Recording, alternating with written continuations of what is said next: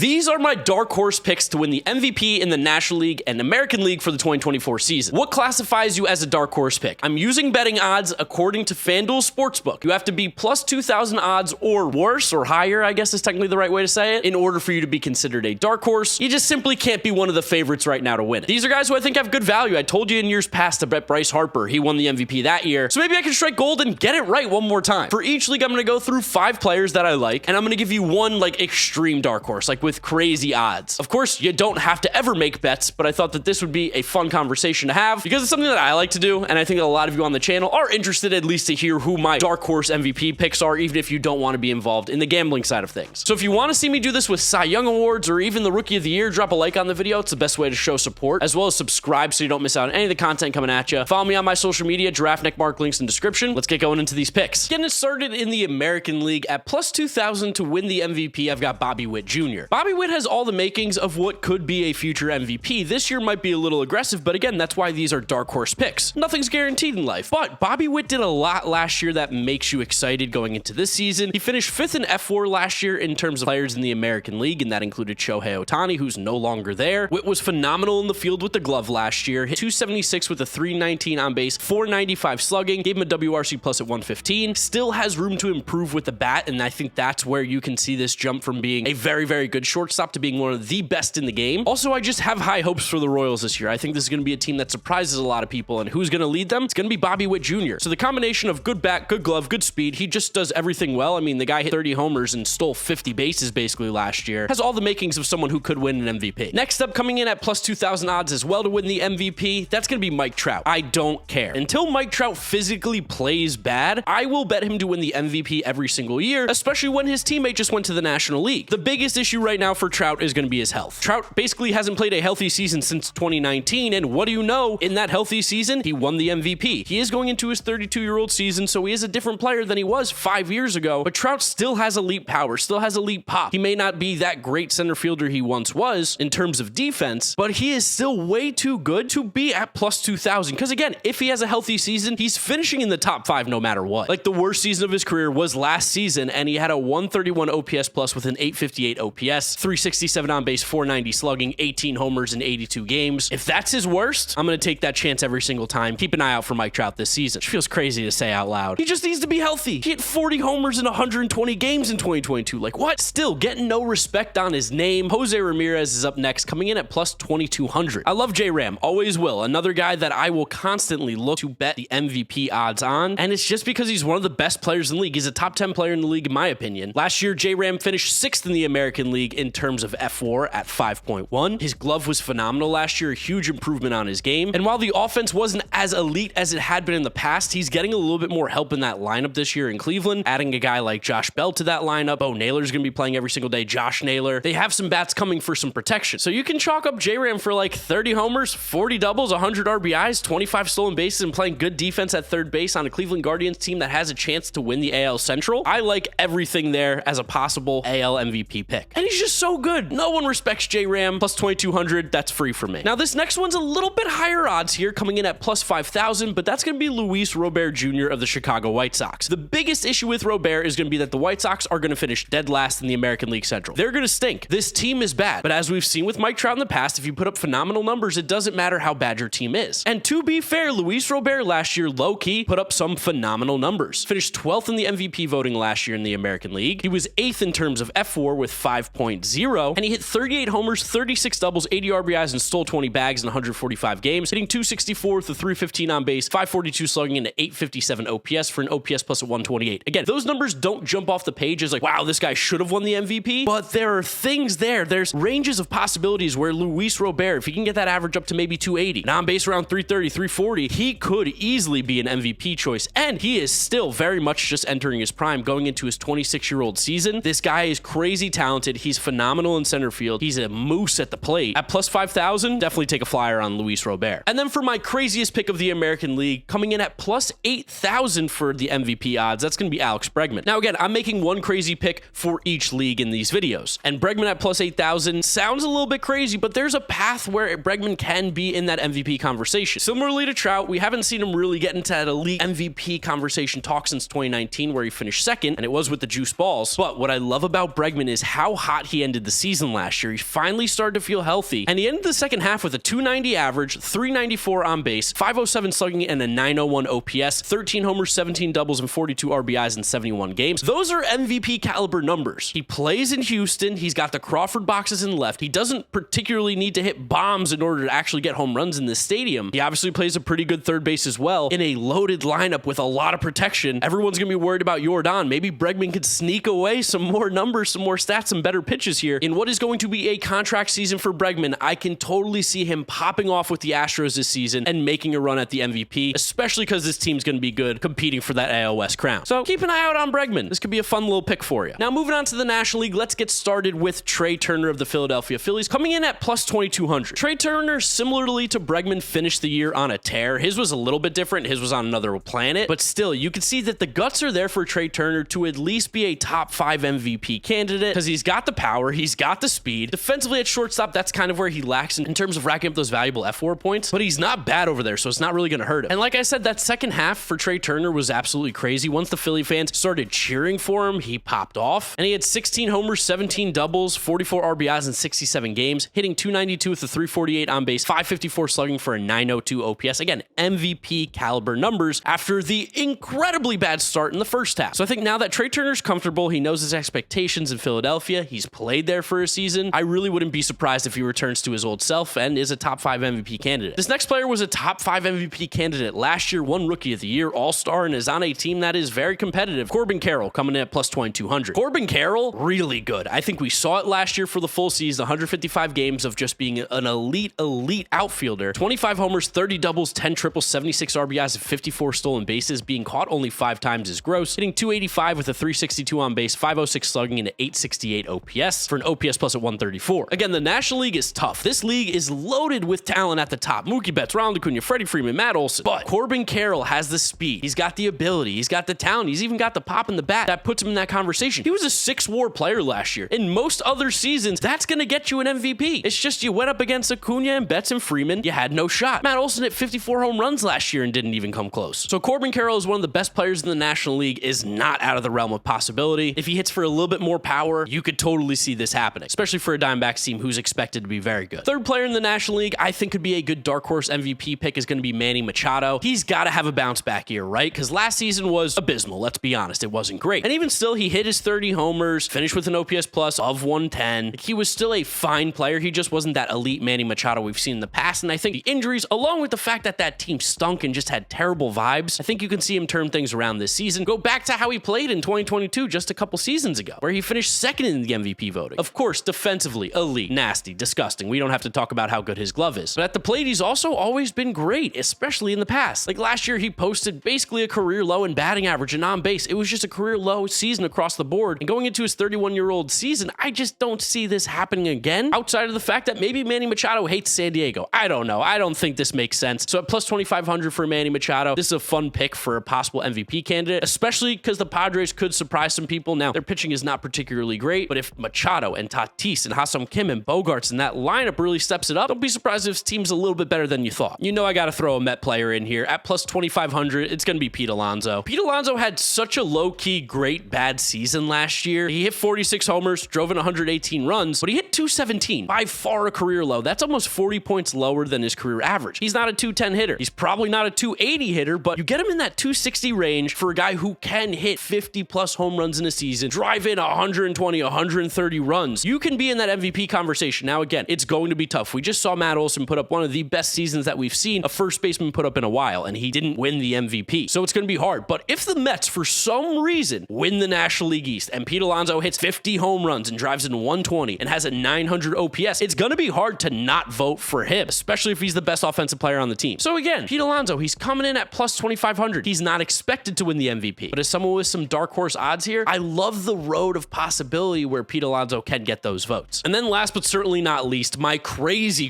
dark horse pick in the National League, Ellie De La Cruz at plus 10,000. This is incredible value. I don't care how bad Ellie De La Cruz looked last year. I don't care what the projections say about Ellie. If you've watched this guy play, you know he's a special player. And all it takes is a little confidence, a little tweak here and there. He's only 22 years old. He has the ability to put up some video game type numbers. Like last year in a bad season for him, 13 homers, 15 doubles, 7 triples, and 35 stolen bases in 98 games. The exit velos are crazy. crazy, insane athlete. He's going to be playing shortstop every single day for the Reds on a team that could maybe surprise some people in the National League Central. Like, if the Reds win the division, Ellie De La Cruz is going to be a big reason why. It's going to be hard to keep this guy's name out of the MVP conversation if the Reds are playing good baseball. Not to mention, he's a hype factory. Everybody and their mother wants to watch Ellie De La Cruz when he steps out on the field. He's a freak of nature. So it's going to be difficult. That's why he's plus 10,000. But again, there's a road to where Ellie De La Cruz can be an MVP candidate. And at plus 10,000, that's crazy value. Crazy value for a guy who hits the ball harder than anyone in the league, runs faster than anybody in the league, and plays a premier position at shortstop. So there they are, my dark horse picks for the 2024 National League and American League MVP. Who's your dark horse pick? Who's someone that you think is being slept on a little bit? Let me know in the comment section down below. Drop a like on the video if you enjoyed and you want to see more dark horse picks with the Cy Young and Rookie of the Year voting, as well as subscribe so you don't miss out on any of the content. Follow me on my social media all over the screen. GiraffeNeckMarc links are in the description. And that's where I'll wrap it up, guys. You know the drill from here on out. YouTube recommends you watch this video. This is my most recent upload, so click through those if you have not yet seen them. Thank you guys for watching, and I'll see you all for another video. Bye.